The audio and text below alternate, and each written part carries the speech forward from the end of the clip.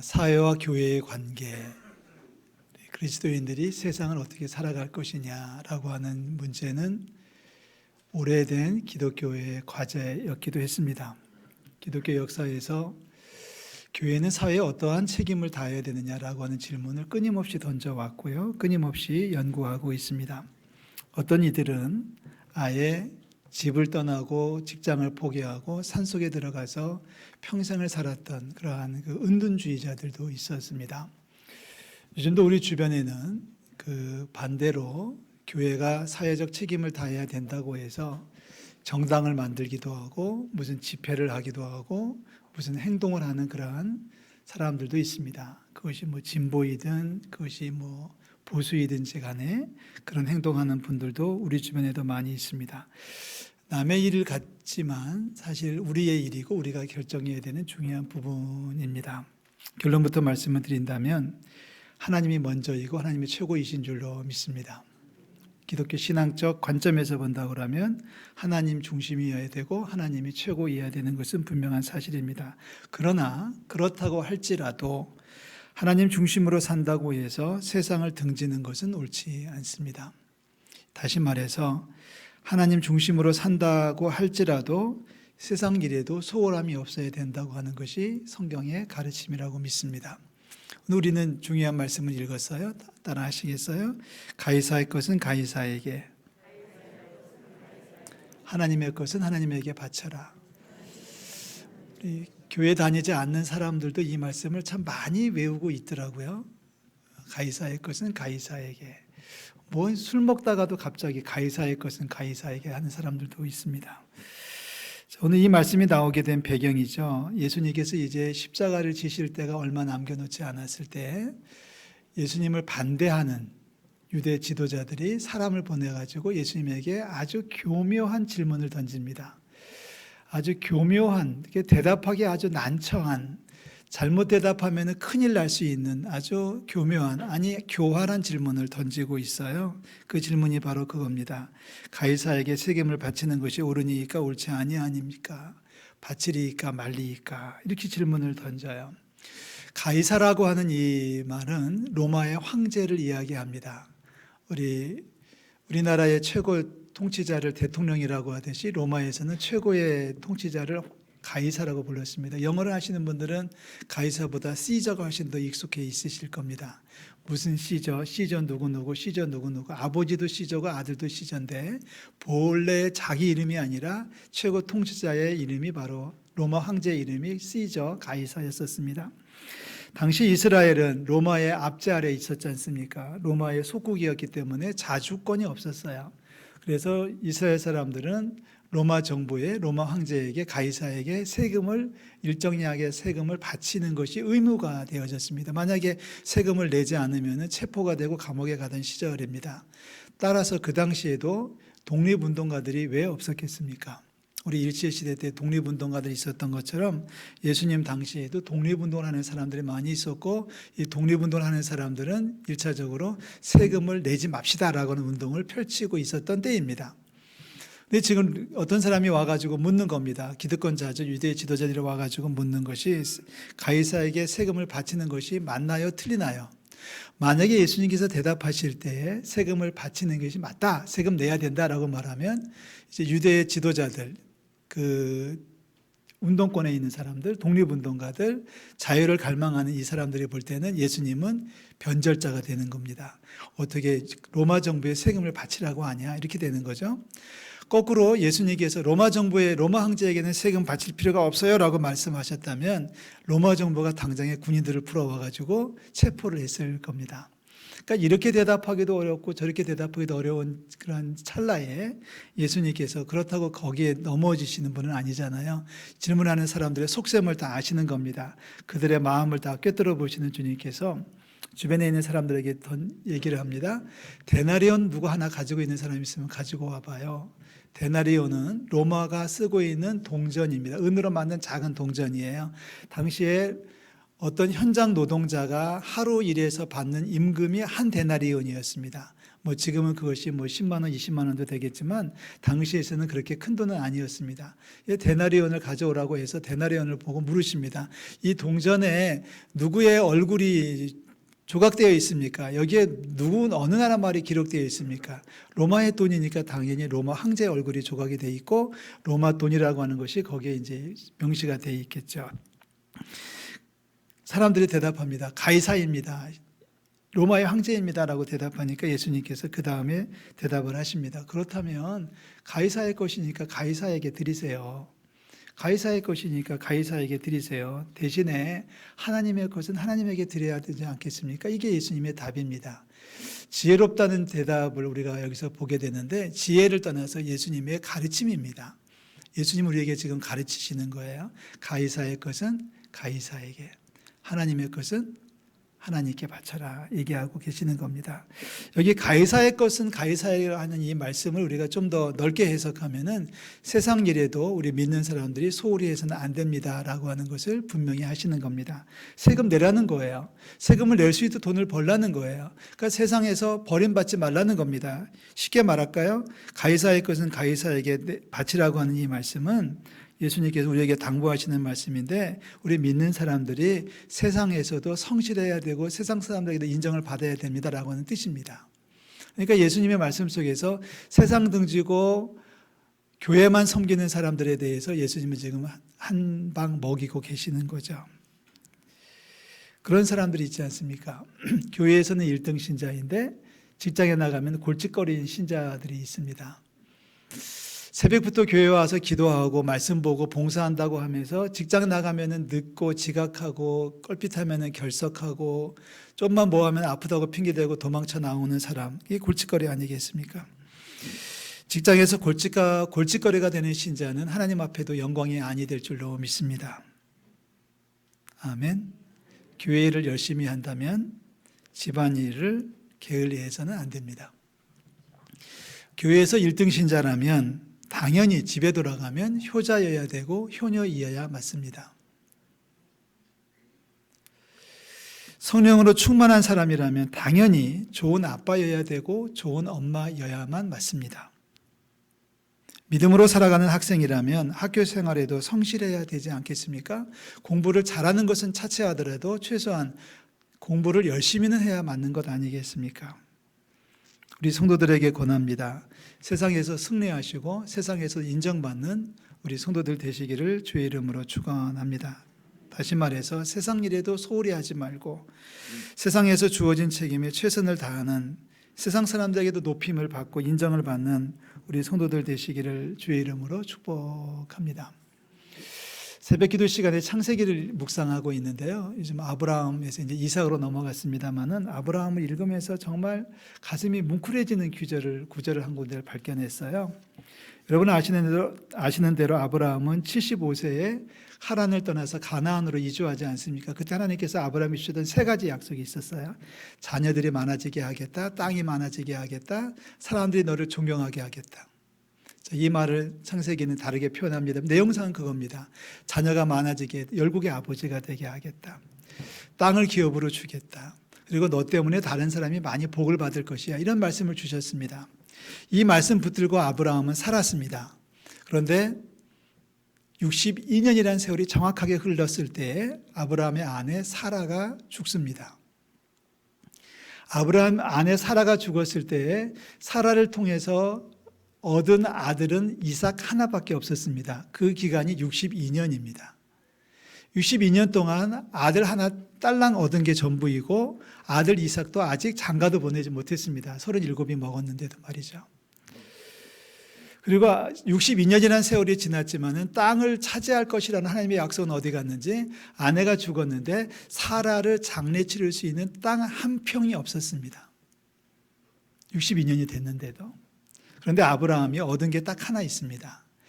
사라를 위해서 장례 치르려고 땅을 구하고 있을 때 사람들에게 땅 좀 주세요라고 했더니 그 사람들이 아브라함에 와가지고 아니 마음대로 쓰세요, 우리 땅 갖다가 쓰세요라고 하면서 하는 말이 있습니다. 창세기 23장 6절에 보니까 이런 말을 해요. 당신은, 아브라함에게 하는 말이에요. 이방인들이 아브라함에게 하는 말이, 당신은 우리 가운데 있는 하나님의 지도자이십니다. 이 말이 얼마나 멋있는지요. 우리 세상 사람들에게 인정받는 저와 여러분들이 되시기를 주의 이름으로 축복합니다. 할렐루야. 직장에서도 인정받아야 되고, 믿지 않는 남편에게서도 인정받아야 되고, 믿지 않는 부모에게서도 인정을 받을 수 있어야 되는 거 아니겠습니까? 아브라함의 아들 이삭은 어땠나요? 우물 때문에 늘 고생을 했던 사람이 아들 이삭입니다. 이삭이 우물을 파면 와가지고 내 거라고 고집하는 놈들 때문에 양보하고 또 옆으로 떠나야 되고요. 우물 파가지고 물을 얻으면 또 못된 놈들이 찾아와가지고 내 거라고 시비를 붙고요. 그래서 또 양보하고 또 다른 데 가가지고 우물을 팠습니다. 그렇게 여러 번 우물을 파고 또 파고 하는 과정 속에서 어느 날 못된 놈들이 찾아와가지고 고개를 숙입니다. 이제 와서 보니까요, 이삭 어르신, 당신은 하나님께서 함께 하시는 분이시네요 라는 고백을 합니다. 무릎을 꿇는 거죠. 원수들이 와서 무릎을 꿇는 겁니다. 여러분, 요셉은 어떻게 기억하고 계십니까? 요셉은 종으로 살고 있을 때 요셉 때문에 그 집이 복이 됐다는 얘기를 성경은 기록하고 있어요. 요셉 때문에 그 집안에 복이 넘쳤다. 요셉이 억울한 누명을 쓰고 감옥에 갇혀서 죄수로 살아가고 있을 때에는 요셉 때문에 간수장이 은혜를 입었다는 말을 창세기는 기록하고 있습니다. 우리 세상의 소금으로 빛으로 살아가는 우리 성도들 되시기를 주의 이름으로 축원합니다. 가이사의 것 소홀히 하지 마십시오. 세상 일 함부로 하지 마십시오. 세상 사람들의 이목에 여러분 신경 쓰셔서 세상 사람들에게도 인정받는 우리 성도들 되시기를 주의 이름으로 축원합니다. 그런데 가이사의 것은 가이사에게 돌린다면 그 다음 반이 남아있죠. 하나님의 것은 누구에게요? 하나님께 바쳐라. 성경은 얘기하고 있어요. 주님은 얘기하고 계셔요. 세상에서 열심히 일했다면 이제부터는 하나님의 것만큼은 하나님에게 돌려야 된다라고 주님은 가르치고 계십니다. 세상 바쁘다는 이유로 인해서 하나님을 잊어버려서는 안 돼요. 세상 어렵다는 핑계로 하나님 나라를 등한히 여기는 것은 옳지 않습니다. 우리는 믿는 자로서 세상 일에도 열심을 내지만 하나님의 일에도 열심을 내야 됩니다. 세상 일만 해서도 안 되고요. 하나님의 일만 해서도 안 되고요. 세상 일과 하나님의 일이 잘 조화롭게 균형을 잡아서 우리의 인생을 풍요롭게 만드는 그런 인생을 살아야 되지 않겠습니까? 예를 들면 안식일 개념은 어떻습니까? 안식일은 뭐예요? 여섯 동안 열심히 일하고 여섯 동안 네 마음대로 일하고 최선을 다하고 죄를 짓지 않는 범위 내에서 즐기고 행복하게 살아라. 그런데 일곱째 날만큼은 쉬어라. 쉬면서 하나님 앞에 나와서 예배하라는 것이 안식일 개념입니다.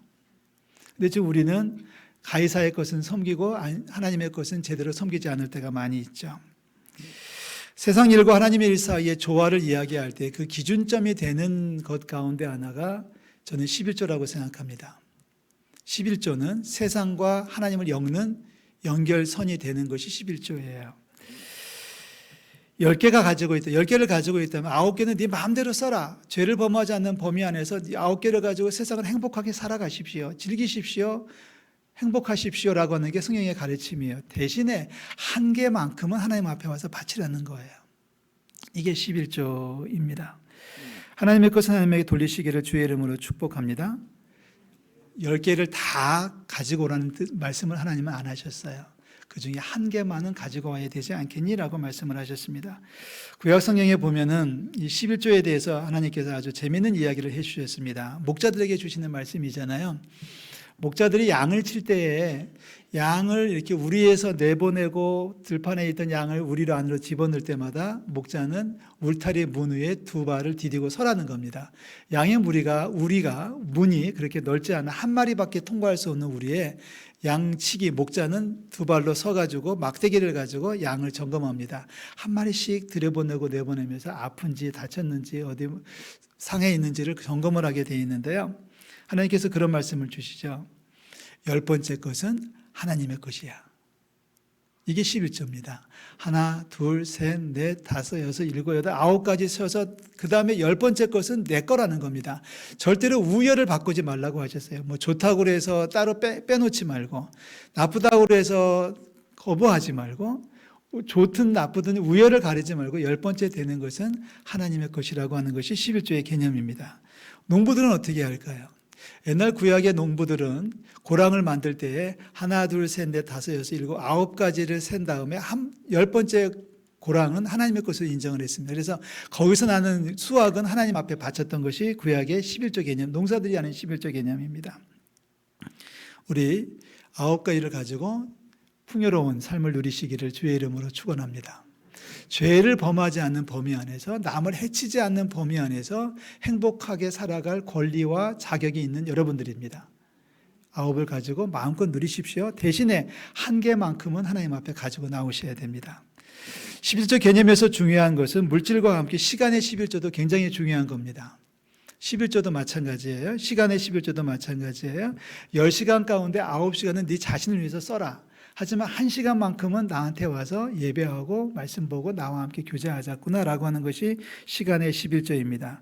하루 24시간입니다. 하루 24시간의 11조는 2시간하고 한 20분 정도 되겠죠. 그냥 잘라서 2시간이라고 얘기하십시다. 여러분, 이 하루에 2시간만큼, 나머지는 잠을 자도 좋고 일을 하는 건 당연하겠고 집안에서 봉사하는 건 당연하겠고 뭘 하든지 다 좋은데, 죄를 범하지 않고 남을 해치지 않는 범위라면 무엇을 해도 좋겠지만 그 중에 2시간만큼은 말씀 좀 보지 않겠니? 그 중에 2시간만큼은 하나님 앞에 기도해야 되지 않겠니? 그 시간에 그 중에 2시간만큼은 주님 앞에 나와서 봉사해야 되지 않겠니? 복음을 전해야 되지 않겠니? 라고 하는 것이 주님이 우리에게 요구하시는 시간의 11조입니다. 그리고 주님은 무서운 말을 하시죠. 물질의 11조를 드리지 않는 경우, 시간의 11조를 드리지 않는 경우에는 물질과 시간의 도둑질하는 것이다 라고 얘기했습니다. 왜요? 가이사의 것은 가이사에게 돌려야 됩니다. 하나님의 것은 하나님에게 돌리는 우리 성도들 되시기를 주의 이름으로 축복합니다. 지금 너무 많이 가서 너무 많이 빠져가지고 가이사에게 내 모든 것을 다 뺏기고 있지는 않으신지요? 가이사의 것에 마음을 빼앗기고 살다 보니 하나님의 것을 소홀히 여기는 분들이 혹시 계시지 않을까 걱정이 됩니다. 물론 잘하시는 분들은 10분의 1, 10분의 2 이상을 하시는 분들이 계시지만 다시 얘기합니다. 그렇다고 해서 세상 일에 집안일에 소홀히 하는 것은 하나님께 영광이 아니다라는 것을 기억하시고요. 세상 일에도 최선을 다하고 하나님 앞에도 최선을 다하는 우리 성도들 되시기를 주의 이름으로 축복합니다. 다시 얘기합니다. 세상에서 승리하시기를 주의 이름으로 축원합니다. 동시에 하나님 나라에서도 승리하시기를 주의 이름으로 축원합니다. 어느 한쪽에 치우치지 말고요. 그 균형을 잘 유지해서 가이사의 것이라면 가이사에게 드리고 하나님의 것이라면 하나님 앞에 드리는, 세상 일이라면 세상 일에 열심을 내고 주님의 일에도 열심을 내는 우리 모든 성도들 되시기를 주의 이름으로 축복합니다. 오래전에 우리 경건생활 지침을 나누어 드렸잖아요. 5개의 경건생활 지침을 얼마나 기억하고 계시고 얼마나 잘하고 계신지 모르겠습니다. 첫 번째가 뭔가요? 다 같이 한번 하시겠어요? 주보 좀 읽자. 주보 좀 읽자. 주보에 있어요. 네, 카드도 나눠드렸지만 주보에도 올려놨잖아요. 매일 아침 말씀과 기도로 하루를 연다. 최소한 일주일에 하루는 새벽 기도에 참석해서 기도하자. 뭐 집에서 기도하는 것은 당연하고 하루만큼이라도 주님 앞에 나와서 기도하자. 일주일에 하루 교회에 나와서 주님과 교제하자. 주일 예배를 뺀 나머지 한 번 예배당 때를 받자라는 얘기를 하고 있는 겁니다. 일주일에 적어도 한 번 이상은 주변 사람들에게 복음을 증거하고 일주일에 3번 이상 믿는 자들과 교제하자. 이런 말씀이 5가지의 경건생활 지침입니다. 아마 이대로만 할 수 있으면 물질과 시간의 11조를 제대로 드릴 수 있지 않을까 이루어 짐작해 봅니다. 자, 우리가 다음 주부터 부흥성회를 하잖아요. 어떤 분들은 가을 영성 축제라고도 부르고 어떤 분들은 부흥회라고 하고 어떤 분은 집회라고 하는데 같은 말이에요. 지난 코로나 때문에 한 3년 동안 정상적인 부흥회를 하지 못했습니다. 이번에 부흥회 하는 것도 낮 집회는 하지 않고 새벽과 저녁 집회만 하게 되는데요. 저도 이제 살다 보니까 자꾸 옛날 기억이 많아지고 있고 옛날 것들을 자꾸 추억하면서 그때가 참 좋았지라고 하는 것이 있습니다. 자, 부흥회를 하면 어떤 일이 일어나나요? 장로님들, 권사님들이 이제 저를 찾아와 가지고 강사 목사님 식사 대접하고 싶습니다. 이렇게 분들이 계시는데 올해는 안 합니다. 강사 목사님과 얘기를 해서 식사는 혼자 하기로 했습니다. 이제 마스크 벗고 식사하는 것에 좀 불편함도 있고 염려도 있고 해서 필요하면 저랑 같이 식사하니까 강사 목사님 식사 대접은 이번에는 하지 않습니다. 자, 부흥회를 준비하면서 이제 옛날 생각이 자꾸 나가지고 저도 이제 이 얘기했더니 제 친구들이 구목사도 나이 들었다, 늙었다 그러더라고요. 그래서 이제 얘기 안 하려고 했는데 오늘만 제가 나이 들은 척을 한번 해보겠습니다. 왜 부흥회를 하면 정말 꿈 같은 이야기들이 있었잖아요. 간증이 있었잖아요. 여러분 기억하십니까? 어떤 사람이 어두운 길에서 빛된 삶으로 옮겨지는, 소위 말해서 변화의 새 사람 되는 이야기를 들어보면 절반 이상이 부흥회 때 은혜 받고 새 사람 된 거예요. 이번에 우리 새 사람 되는 축복이 있기를 주의 이름으로 축원합니다. 그래서 이런 분들이 계셨어요. 부흥회를 하면 직장에 휴가를 내는 분들이 계셨어요. 저희 교회도 몇 분이 계셨는데, 청년들 중에 그런 청년들이 있었는데 다 이제 결혼해서 장가가고 시집가서 교회를 떠났습니다만은, 정말 부흥회 때 전에는 그랬잖아요. 새벽 예배하고 낮 집회하고 좀 쉬었다가 오후에 나와서 전도하고 복음 전도하러 왔다 갔다 하고 교회 청소한다고 왔다 갔다 하고다가 저녁 먹고 저녁 집회하고, 직장에서 시간을 못 빼니까 아예 휴가를 내고 연가를 내가지고 부흥회에 참석하는 분들이 전설같이 계셨습니다. 근데 지금은 부흥회를 한다고 그러면 많은 분들이 계획이 잡혀있기 때문에 놀러 가야 됩니다. 언제부터 계획이 돼가지고 친구들하고 어딜 가야 됩니다. 이런 분들이 꽤 많이 계셔요. 좀 목사로서는 좀 속상하고 답답하다는 얘기입니다. 전에는 그런 일들이 있었죠. 제가 군대를 제대하고서 한 4년 넘게 4년 5년 섬겼던 교회에 한 500명 모이는 서울에 있는 교회인데, 부흥회를 하면은 꼭 교회에서 잠자리를 만들어 달라고 하는 권사님들이 한 30명씩 나오셨어요. 교회가 집이 멀어서 갔다 오면 새벽에 못 오니까 아예 그냥 교회에서 먹고 자겠다는 분들이 계셨는데, 요즘은 한 사람 있을까요? 이번 부흥회 때는 아직 한 사람도 접수된 분은 없습니다. 그러니까 집이 멀어서 새벽 기도에 못 오니까 부흥회 기간 동안에는 교회에서 잘게요, 방 좀 만들어 주세요라고 하는 분들 환영하고 축복합니다. 아니, 가까이 집에서 교회까지 오는데 5분이면 오실 수 있는 분이 이제 집에서 주무셔야 되고요. 아니, 그런 분들이 계셨어요. 그런 생각이 자꾸 나더라고요. 그래서 제가 옛날 얘기라고 하는 거예요. 그만큼 거기에다가 꽂는 거죠. 온 정성을 바치는 거죠. 이번 집회에 우리가 정성을 바치는 만큼 주께서 큰 은혜를 더해 주실 줄로 믿습니다. 가이사의 것은 가이사에게 바치십시오. 그러나 하나님의 것은 하나님에게 바치십시오. 행여라도 하나님에게 바쳐야 될 것 가운데서 물질이든 시간이든지 가이사에게 바치는 우리 성도들이 없기를 주의 이름으로 부탁을 드립니다. 아멘. 이번 가을 집회도 마찬가지고 주일을 성수하는 것도 마찬가지고, 앞으로 우리의 신앙생활을 경영해 나가는 모든 일들 속에서 세상 일에도 열심을 내서 세상에도 인정을 받고 하나님 앞에도 인정받는 저와 여러분들이 되시기를 주의 이름으로 축복합니다. 기도하겠습니다. 하나님 아버지, 은혜와 사랑을 감사를 드립니다. 가이사에게 바쳐야 되고 하나님께도 바쳐야 되는 우리는 두 사이에 살아가고 있습니다. 세상에서도 소홀히 하지 않도록 도와주시고 세상 사람들에게 인정받고 축복받는 저희들 될 수 있도록 주장하여 주시옵소서. 세상 사람들에게 존경받는 그리스도인이 되어지기를 원합니다. 가정에서도 직장에서도 믿지 않는 식구들에게, 믿지 않는 동료들에게도 인정받고 존경받는 우리 그리스도인들이 될 수 있도록 도와주시고, 하나님 앞에 나와서 하나님 앞에 인정받는 저희들 될 수 있도록 인도하여 주시옵소서. 하나님 아버지, 우리의 경건이 하나님 앞에 아름다운 제물이 되어지기 원합니다. 아버지, 아침에 일어나는 시간부터 저녁에 잠자리 드는 시간까지 시간도 물질도 주의 것은 주의 것으로 돌리는, 하나님의 것은 하나님 앞에 바치며 살아가는 축복을 더하여 주시옵소서. 사람들에게 인정받고 하나님 앞에 인정받고 하나님 앞에 칭찬받는 우리 성도들 되기를 소망합니다. 아버지여, 말씀과 기도로 무장하게 도와주시고 하나님의 나라를 살아가는 축복을 더하여 주시옵소서. 예수 그리스도의 이름으로 기도하옵나이다. 아멘.